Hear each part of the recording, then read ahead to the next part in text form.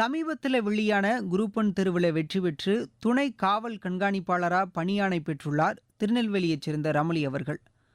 ரமலி தன்னோட பள்ளி படிப்பை பாளையங்கோட்டையில் உள்ள ரோஸ்மெரி மெட்ரிகுலேஷன் மேல்நிலைப் பள்ளியில் பயின்றிருக்காங்க. தனது மின்னணுவியல் மற்றும் தொடர்பியல் துறையில் பொறியியல் பட்டப்படிப்பை திருநெல்வேலியில் உள்ள அரசினர் பொறியியல் கல்லூரியில் படித்து முடிச்சிருக்காங்க. இந்த குரூப் ஒன் தேர்வு அவருக்கு முதலாவது முயற்சியிலே கிடைச்சிருக்கிறது அப்படிங்கிறது சிறப்பு அம்சமாக இருக்கு. ரமலியோட அப்பா திரு கிருஷ்ணன் மத்திய தொழிலக பாதுகாப்பு படையில காவலராக பணிபுரிஞ்சிட்டு ஓய்வு பெற்றவர். அம்மா திருமதி இந்திரா காந்தி திருநெல்வேலி மாநகர காவல் ஆணையர் அலுவலகத்தில் கண்காணிப்பாளராக பணிபுரிஞ்சிட்டு வராங்க. டிஎன்பிஎஸ்சி குரூப் ஒன் தேர்வில் வெற்றி பெற்று துணை காவல் கண்காணிப்பாளராக பணியேற்க உள்ள ரமலிக்கு எங்களோட வாழ்த்துக்கள். ரமலி, உங்களை பற்றி சொல்லுங்களேன். அனைவருக்கும் வணக்கம். என்னோட பேர் ரமலி ராமலட்சுமி. நான் என்னுடைய நேட்டிவ் வந்து திருநெல்வேலியில் இருக்க பாளையங்கோட்டை. நான் இப்போ நடந்த டிஎன்பிசி குரூப் ஒன் எக்ஸாமில் கிளியர் பண்ணி டெப்டி சூப்பரண்ட் ஆஃப் போலீஸ் அப்படிங்கிற போஸ்டிங்கை செலக்ட் ஆகியிருக்கிறேன். நான் வந்து என்னுடைய காலேஜ் வந்து திருநெல்வேலியில் இருக்க கவர்மெண்ட் காலேஜ் ஆஃப் இன்ஜினியரிங்கில் தான் electronics and communication engineering complete பண்ணியிருக்கிறேன். என்னோட அப்பா வந்து கிருஷ்ணன், அவங்க வந்து சிஎஸ்எஃப்ல ஒர்க் பண்ணி ரிட்டையர்ட் ஆகிட்டாங்க. அம்மா இந்திரா, அவங்க திருநெல்வேலியில் இருக்க கமிஷனர் ஆஃபீஸில் ஒர்க் பண்ணுறாங்க. முதல் முயற்சியிலேயே குரூப் ஒன் அதிகாரியாக தேர்வாகி இருக்கீங்க. உங்களோட மனநிலை எப்படி இருக்கு? டிஎன்பிசியில் குரூப் ஒன் அப்படிங்கிறது நம்ம தமிழ்நாட்டில் வந்து அது ஒரு பெரிய எக்ஸாம். அதில் வந்து நான் எழுதி ஃபர்ஸ்ட் அட்டெம்ப்ட் கிளியர் பண்ணியிருக்கேங்கிறது எனக்கு ரொம்ப ஹாப்பியாக இருக்குது. இந்த தேர்வை எழுதலாம் அப்படின்னு எப்போ முடிவு செஞ்சீங்க? அதுக்கு யார் காரணமாக இருந்தாங்க? நான் ஸ்கூல் படிக்கும் போதே எனக்கு வந்து கவர்மெண்ட் எக்ஸாம் எழுதணும் அப்படிங்கிற எய்ம் தான் இருந்துச்சு. ஸோ அதனால நான் காலேஜ் படிக்கும் போது கூட கேம்பஸ் எதுவும் போகலை. காலேஜ் முடிச்சதுக்கு அப்புறம் நான் இந்த குரூப் ஒன் காம்படிட்டிவ் எக்ஸாம் எல்லா கவர்மெண்ட் எக்ஸாமுக்கும் தான் ப்ரிப்பேர் பண்ண ஆரம்பித்தேன். ஸோ அதுக்கப்புறம் எனக்கு இப்போ இது கிளியர் ஆகியிருக்கு. போட்டித் தேர்வு அப்படின்னு டிஎன்பிசி தேர்வு மட்டும்தான் எழுதுனீங்களா, இல்லை வேறு ஏதாவது எக்ஸாமும் எழுதுனீங்களா? நான் என்னுடைய காலேஜ் முடிச்சுட்டு ஆரம்பிக்கும் போது ஃபஸ்ட்டு யூபிஎஸ்சி எக்ஸாம் தான் கொடுத்துருந்தேன். ஒரு இது கொடுக்கும் போது எனக்கு அது கிளியர் ஆகலை. ஸோ நெக்ஸ்ட் ட்ரை வந்து நான் டிஎன்பிசி எக்ஸாம் எழுதினேன். ஸோ அது ஃபஸ்ட்டு ப்ரிலிம்ஸ் கிளியர் ஆச்சு. ஸோ அதையே கண்டினியூ பண்ணி இப்போ அதுதான் எனக்கு கடைசியில் கிளியர் ஆகியிருக்குது. ப்ரிலிமினரி தேர்வுக்கு எப்படிலாம் ப்ரிப்பேர் பண்ணீங்க? முக்கியமாக என்னென்ன புத்தகங்கள்லாம் நீங்கள் தேர்ந்தெடுத்து படிச்சிங்க? ஃபஸ்ட்டு ப்ரிலிம்ஸில் வந்து என்னென்னா, நான் வந்து தமிழ்நாடு ஸ்கூல் புக்ஸ் தான் என்னோடய மெயின் சோர்ஸாக இருந்துச்சு. தமிழ்நாடு 6th to 12th இருக்க எல்லா ஸ்கூல் புக்ஸையும் நான் வந்து சிலபஸ்க்கு ஏற்ற மாதிரி அந்தந்த டாபிக் படிச்சு வச்சுருந்தேன். அதுக்கப்புறம் கரண்ட் அஃபேர்ஸுங்கும் போது டெய்லி நியூஸ் பேப்பர் ரீட் பண்ணியிருந்தேன்.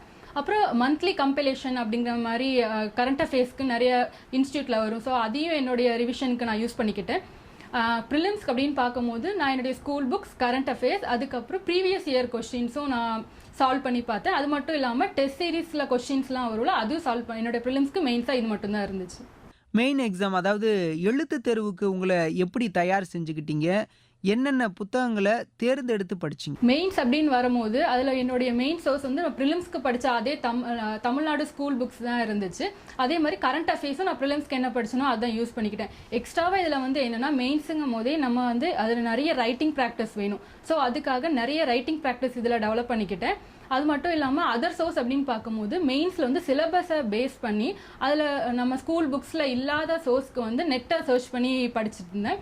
அப்புறம் நான் பாலிட்டிக் மட்டும் லக்ஷ்மிகாந்த் அப்படிங்கிற புக் படிச்சிருந்தேன். மிச்சம் எல்லாமே ஸ்கூல் புக்ஸ் தான். ரைட்டிங் ப்ராக்டிஸில் வந்து எப்படின்னா, கொஸ்டின்ஸ் வந்து டெய்லி பேசிஸில் நான் வந்து எழுதி பார்த்தேன். ஏன்னா மெயின்ஸில் வந்து நம்ம மார்க் பூஸ்ட் பண்ணுறது வந்து நம்ம எழுதுறது தான். ஸோ ரைட்டிங் ப்ராக்டிஸ்க்கு வந்து டெய்லி கொஸ்டின்ஸ் வந்து ஒரு 2 இல்லை 3 அப்படிங்கிற மாதிரி எழுதி பார்த்துருந்தேன். இதை வச்சு தான் என்னோட மெயின்ஸ் ப்ரிப்பரேஷன் இருந்துச்சு.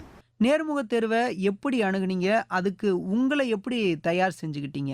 இன்டர்வியூ அப்படிங்கிறது வந்து நம்ம பர்சனாலிட்டியை செக் பண்ணுறது. இதில் வந்து எப்படின்னா, நம்ம இப்போ வந்து டெவலப் பண்ண முடியாது. நம்ம ஃபர்ஸ்ட்டில் ஸ்டார்டிங்லேருந்து ப்ரிலிம்ஸ் மெயின் அதுக்கு படித்ததை வச்சும் இதுக்கு யூஸ் பண்ணணும். அது மட்டும் இல்லாமல் முன்னாடியே நம்ம பர்சனாலிட்டி எப்படி இருந்துச்சு அப்படிங்கிறத நம்ம இந்த இடத்துல ஒரு கன்சாலிடேட் பண்ணி நம்ம வந்து போர்டு மெம்பர்ஸ்க்கு கொடுக்கறது தான். இதில் நான் என்னெல்லாம் ப்ரிப்பேர் பண்ணேன்னா, ஃபர்ஸ்ட் திங்க் வந்து என்னுடைய பேக்ரவுண்ட் பர்சனல் டீட்டெயில்ஸ் வந்து படிச்சு வச்சுக்கிறேன். என்னுடைய ஊரை பற்றி, அப்புறம் என்னுடைய காலேஜ், அப்புறம் நான் என்னுடைய யூஜி படித்த சப்ஜெக்டை பற்றி கொஞ்சம் படித்து வச்சுருந்தேன். அது மட்டும் இல்லாமல் அதுக்கப்புறம் கரண்ட் அஃபேர்ஸ், இப்போ கரண்ட்டில் என்ன நடந்துட்டு இருக்குது அப்படிங்கிறத பற்றி நம்ம தெரிஞ்சு வச்சுக்கணும். அதுலேருந்து ஒப்பீனியன்ஸ் மாதிரி நம்ம பில்டப் பண்ணிட்டோம்னா அந்த மாதிரி கேட்பாங்க. அதுக்கப்புறம் நம்மளை ஜென்ரல் நாலேஜ், நம்ம சுற்றி என்ன இருக்குன்னு தெரிஞ்சு வச்சுக்கிறோம் அப்படிங்கிறத பொறுத்து தான் இந்த பர்சனாலிட்டி நடக்குது. இதுக்கு வந்து மார்க் இன்டர்வியூ அட்டன் பண்ணி நான் ப்ராக்டிஸ் பண்ணனால நான் என்ன தப்பு பண்ணுறேன், என்னுடைய நெகட்டிவ் என்ன அப்படிங்கிறத கரெக்ட் பண்ணிக்கிறதுக்கு எனக்கு யூஸ்ஃபுல்லாக இருந்துச்சு. தேர்வுக்குன்னு பயிற்சி வகுப்புக்கு ஏதாவது போனீங்களா, இல்லை நீங்களே தயார் செஞ்சுக்கிட்டீங்களா? இந்த டிஎன்பிஎஸ்சியில் வந்து நான் எக்ஸாம் ஸ்டார்ட் பண்ணும்போது என்னன்னா லாக்டவுன் இருந்துச்சு. ஸோ வீட்டிலேருந்து படிக்கிற மாதிரி தான் இருந்துச்சு. அப்படிங்கும் போது நான் எந்த இன்ஸ்டியூட்லேயும் அப்போ ஜாயின் பண்ணுற இது எனக்கு வரல. அதனால ப்ரிலிம்ஸ் ஃபுல்லாமே நான் வீட்டிலேருந்து தான் படித்தேன். மெயின்ஸுக்கும் ஒரு பாதியிலேருந்து மட்டும் டெஸ்ட் சீரிஸ் போட்டேன். ஏன்னா நம்ம எந்த லெவலில் இருக்கோம் அப்படின்னு தெரிஞ்சுக்கிறதுக்காக ஒரு பாதியிலேருந்து மெயின்ஸ் டெஸ்ட் சீரிஸ் இன்ஸ்டியூட்டில் போட்டிருந்து அதை நான் இது பண்ணேன். அதே மாதிரி இன்டர்வியூக்கும் நான் மார்க் அட்டன் பண்ணியிருந்தேன் இன்ஸ்டியூட்டில். அடுத்து தேர்வு எழுத நினைக்கிற இளைஞர்களுக்கு உங்களோட அறிவுரை என்ன? எல்லா காம்படிட்டிவ் எக்ஸாமுக்கும் என்னன்னா ஃபர்ஸ்ட் அவங்க சிலபஸை தெரிஞ்சுக்கிட்டு படிக்கணும். ஏன்னா சிலபஸ் தெரியாம படிச்சோம்னா நம்ம டிவியேட் ஆகி நம்ம இப்போ அச்சீவ் பண்றது வந்து கொஞ்சம் டிலே ஆகலாம். ஸோ ஃபர்ஸ்ட் சிலபஸை வந்து தெரிஞ்சுக்கணும். சிலபஸ் என்னன்னு தெரிஞ்சுட்டு அதுக்கேற்ற மாதிரி நம்ம சோர்ஸ் சூஸ் பண்ணிக்கணும். சோர்ஸ் சூஸ் பண்ணுறதுலேயும் நம்ம கொஞ்சம் நல்லா தெளிவாக இருக்கணும். ஏன்னா இப்போ வந்து நிறைய வேஸ்ட் சோர்சஸ் வந்து நம்ம இன்டர்நெட்டில் கிடைக்குது. நம்ம அதை லிமிட் பண்ணி வச்சுக்கிட்டோம்னா நமக்கு ஈஸியாக இருக்கும், ரிவைஸ் பண்ணுறதுக்கும் இருக்கும். ஃபர்ஸ்ட் சிலபஸ், அப்புறம் செகண்ட் வந்து நம்ம சோர்ஸ் சூஸ் பண்ணுறது, என்ன புக் படிக்கிறோம் அப்படிங்கிறது. தேர்ட் ஒன் வந்து ப்ரீவியஸ் இயர் கொஸ்டின்ஸ். ஏன்னா ப்ரீவியஸ் இயர் கொஸ்டின்ஸ் தான் நம்மளுடைய நேச்சர் ஆஃப் த எக்ஸாம் வந்து நம்ம ப்ரெடிக்ட் பண்ணுறதுக்கு ஈஸியாக இருக்கும். அதை நம்ம படித்தோன்னா அடுத்து நம்ம படிக்கும் போது ஒவ்வொரு தடையும் நம்ம இப்படி தான் படிக்கணும் அப்படிங்கிற ஒரு கிளாரிட்டி நமக்கு கிடைக்கும். அதுக்கப்புறம் ஃபோர்த் ஒன் என்னென்னா நம்ம டெஸ்ட் வந்து எழுதி பார்க்கணும். நம்ம படித்ததை டெஸ்ட் பண்ணுறது தான் இதில் இம்பார்ட்டன்ட். அதனால நம்ம டெஸ்ட் சீரிஸ் வந்து நம்ம ஜாயின் பண்ணணும், இன்ஸ்டியூட்டில் ஜாயின் பண்ணணும், இல்லை நமக்கு நிறைய ஃப்ரீயாகவே கிடைக்கும். அதை கூட நம்ம ப்ரிலிம்ஸ்க்குலாம் எழுதி பார்த்துக்கலாம். மெயின்ஸ் அப்படிங்கும் போது நமக்கு ரிட்டன் ப்ராக்டிஸ் வேணும். அதுவும் நம்ம வந்து எழுதி பார்க்கணும். இந்த இதில் நம்ம எவ்வளோ எழுதுறோமோ, ஏன்னா மெயின்ஸ் மார்க் தான் இதில் முக்கியமாக டிசைட் பண்ணுதுங்கனால நம்ம எவ்வளோ முடியுமோ அவ்வளோ எழுதி பார்க்கணும்.